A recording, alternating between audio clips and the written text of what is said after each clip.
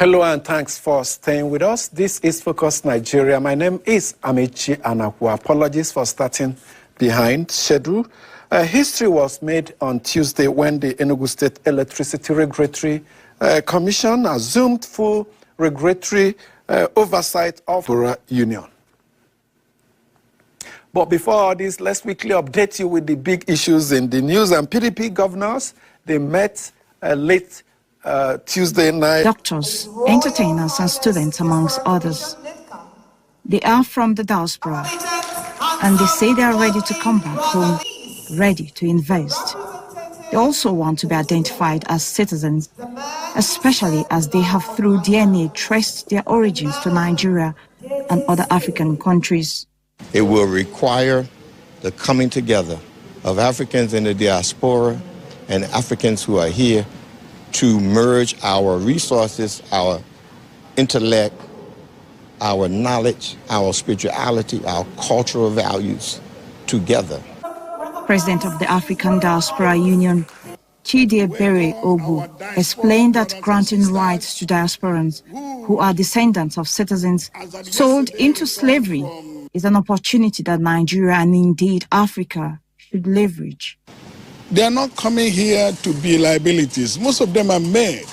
Most of them have employees. Chairman of Nigerians in Diaspora Commission, Abike Dabiri, reaffirmed calls by the Nigerian government for diaspora engagement in national development, explaining that the president is committed to empowering the diaspora to contribute effectively and maximizing the value of diaspora contribution to Nigeria's development.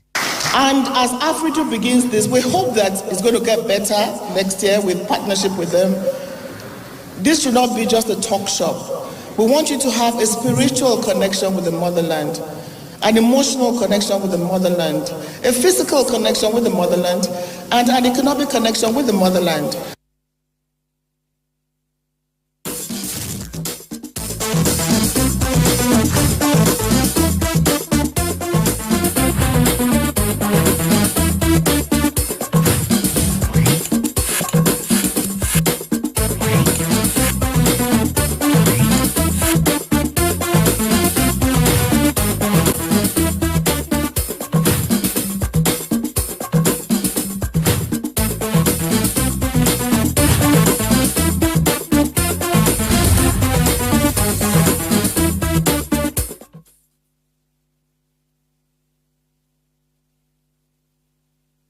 Thank you so much for staying with us. Let's kick straight into our second discuss. Professor Chidiebere Ogu, President, African Diaspora Union, joins me now. As many Africans in diaspora are going back home, thank you so much for joining us today. Thank you. I record Israelis trying to get back to their land and the 40-year sojourn in the wilderness. Now, these Africans have found themselves across the world, right? Yes. And they have somehow used of DNA, traced their descent back to Nigeria. Tell us more about this move by Africans in African Diaspora Union to trace their roots back to the country. And it's happening at a time many Nigerians are moving in opposite direction, the Japa syndrome. Well, that you are talking about migration when it comes to the Japa syndrome. But this one, we are talking about people who were originally Africans and who were kidnapped, forcefully taken out of their home. By way of slave trade? By way of, slave trading. And we know that the transatlantic slavery had its epicenter in Nigeria, especially from the Middle Belt to southern Nigeria. That's the epicenter of the whole of the transatlantic slavery in West Africa. Ghana was only an outlet. And some of the countries like the present southern Cameroon. Is that why they call it the slave coast? Yeah, of course. Because that's where the ship takes from. And that's they why aggregate from various parts of the Atlantic coast and keep them exactly to the coast from in Ghana. the southern Cameroon, which was former eastern Nigeria, and the whole of the present Republic of Benin, some Togo, and some, you know, the whole of them, they ship them. You could see in the Bayelsa, there are some areas in Bayelsa, you see that they were like a door of no return. But then the door of no return, they take them into Gold Coast, into Cape Coast in Ghana. From there, they ship them outrightly to the New World, where some of them to Europe, some of them to America, and you see now the Caribbean, West Indies. Now you're talking about the Caribbean. They later found themselves there because their job was to deal with the plantation and the rest of them. Now you could see that there are some who could not survive it. Some were. That's the trip or the slavery in the New World. First, the trip from the time they were hijacked, kidnapped, raped, abused, and all manner of things. From that moment, there are those who could not survive it. Some of them were also... And we learned those that couldn't survive it, they were thrown overboard, their dead bodies. Of course, they were thrown into the sea. A lot of things happened to them. Let me analyze it so that you understand. Okay. Peradventure, you and I are siblings. And we own lands together, which we inherited from our fathers, and we live together in our home. Suddenly, either as a result of some manipulations, uncles or chiefs or whatever conspired, and now take you out. They took you out and took some other family members out. First, with the treatment, the beatings, and everything they gave you, they dehumanize you. You lost your dignity. You lost your citizenship because you are taken away from your home. You lost your inheritance. Now you are taken it to somewhere else, where the issue of identity crisis began, which you don't know where you come from again. Even when you have the national passports of countries where you have found yourself. Now, there was no national passports in those days. But they know where they came from. And their generations, the ancestors were able to tell their children, this is where we came from. Some of them who managed to survive were able to tell their stories to the generations. So fast forward to this day, their descendants who are settled, Americans, Haitians, name it, Europeans. The Caribbean, South America. So they are not comfortable with being attached to these countries. They were rooting to get back to their roots. How can you be comfortable when you are reminded that, you know, you came from a slavery, you know, you came from a slavery background. You are not an original. They built America, built Europe, built the rest of the places, yet they still have identity crisis. When America suddenly had Barack Obama as president, now, you know, considering that he is a black person, other black people, you know, they were happy. But those who knew that Obama was only a migrant, he didn't come from the background of the slavery, knew that His father was a migrant. Yes, they knew that he wasn't going to do much for them. And for the white folks to support Obama getting there is because they knew that he didn't come from the background of the slavery. So the African Americans would have preferred someone whose descendants were taken away from Africa, of course, to have got into.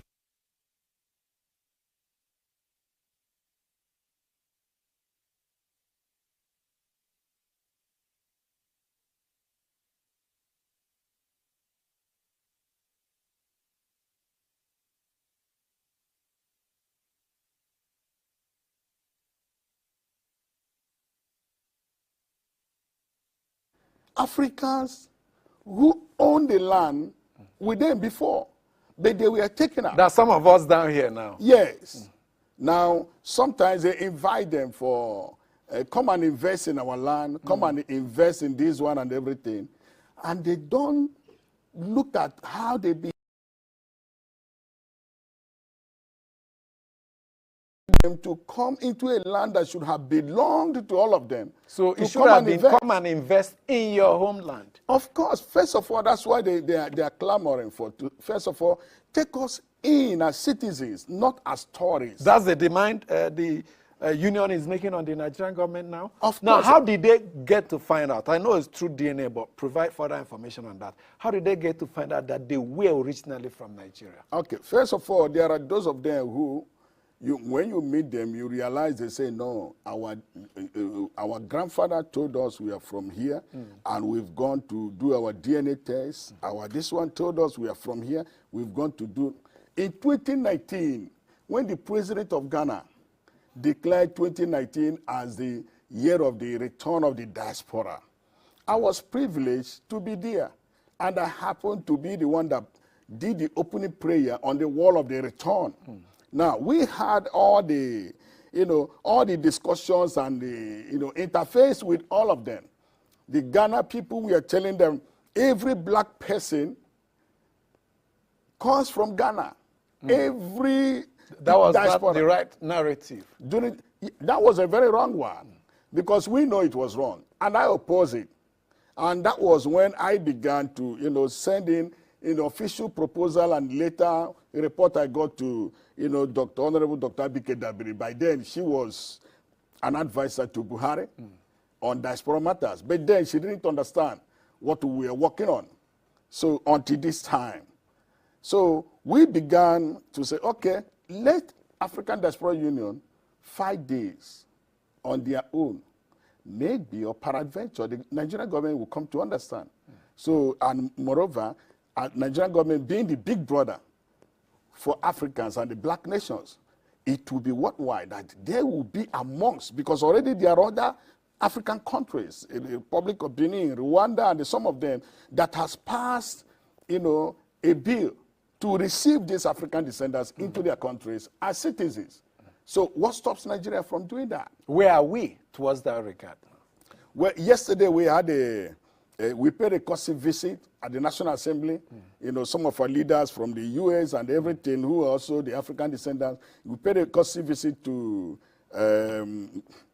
Senator Ned Nwoke and Nwoke, and Senator Ume, who is Ume. Yes, Ume is the chairman committee of the diaspora, the committee, and the Ned himself is the chairman on reparations. So to discuss, and we asked them to push a bill to enable the African descendants to be welcomed back as home. Citizens. As citizens. So why not Nigerians are craving for second passports? British passport, US passport, Canadian passports.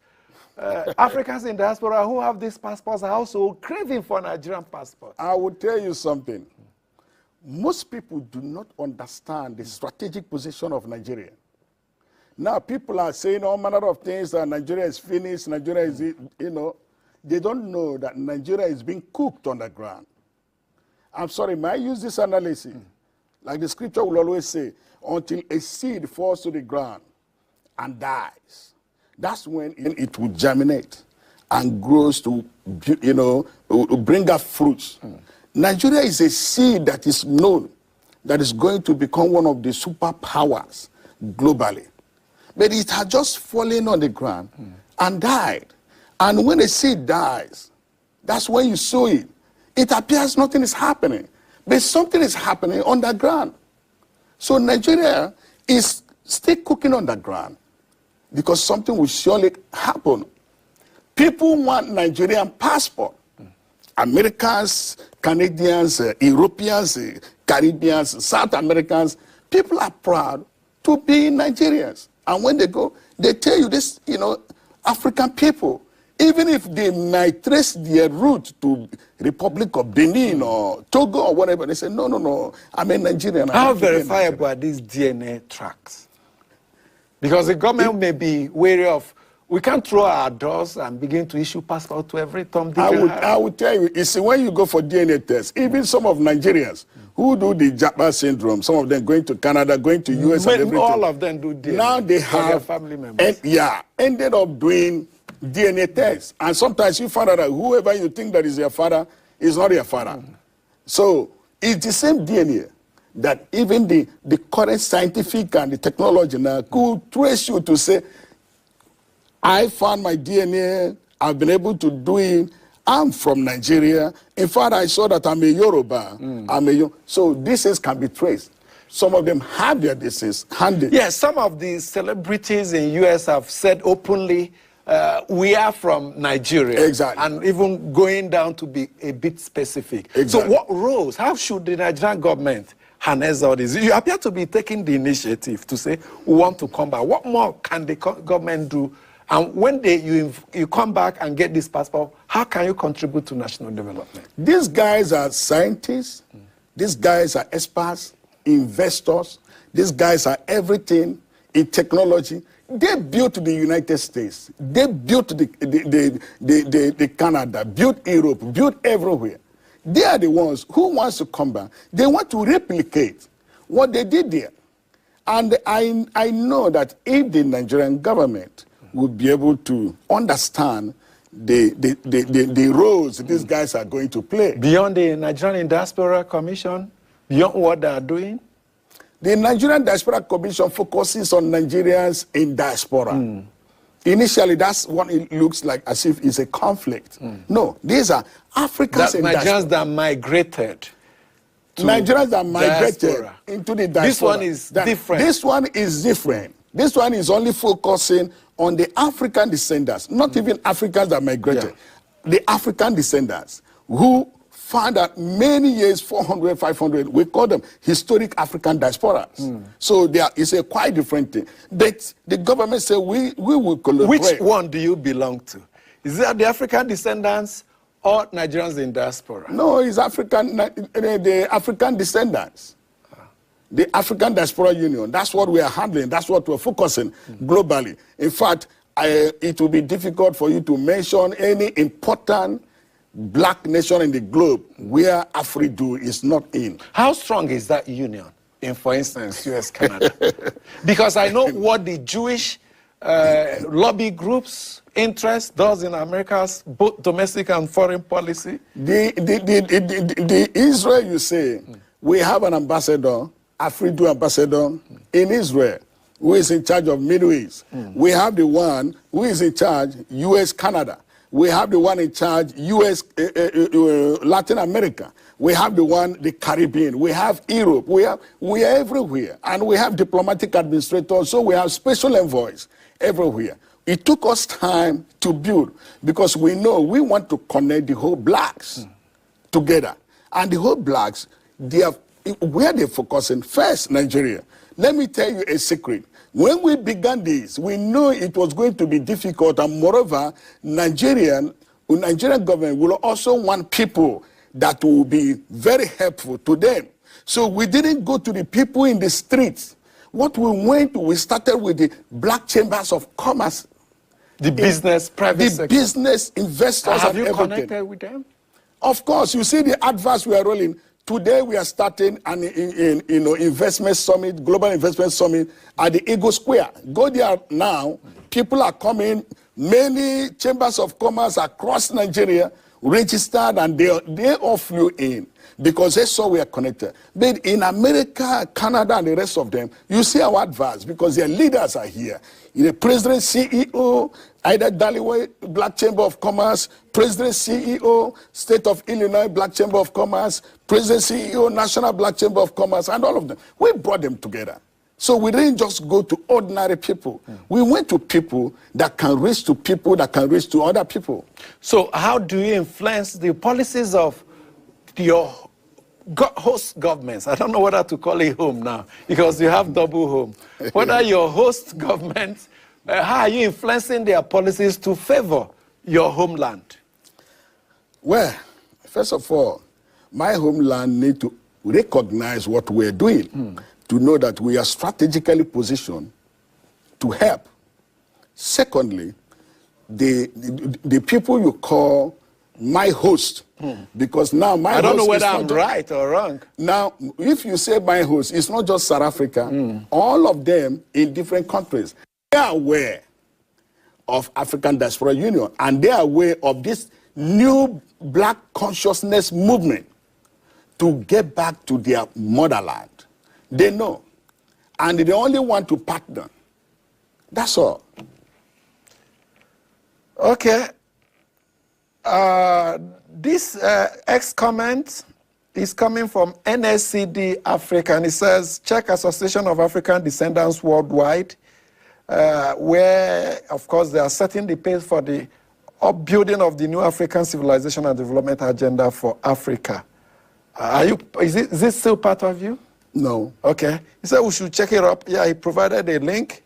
We'll check it up and see whether it's affiliated or whether it's a different one. But as we go now, we are, of course, delighted to welcome you back home. Sometimes we call it homeland, sometimes fatherland, sometimes motherland. Which one should be the most appropriate? Well, I am not an Englishman. Because the Englishman, at some point, they will say fatherland. At some point, they will say motherland. But we know that they create the language. As a preacher, I'm an archbishop. Okay. Sometimes when I get into countries and I want to preach, and when I see how they behave, I will tell them, if my accent is not clear enough, and if I use the wrong language, please talk to Queen Elizabeth, because they are the ones who fabricate English language. I'm forcing down your throat. So, for me, what they put down, they call it motherland. Motherland. Which one do you prefer? It's motherland. Motherland. Yes.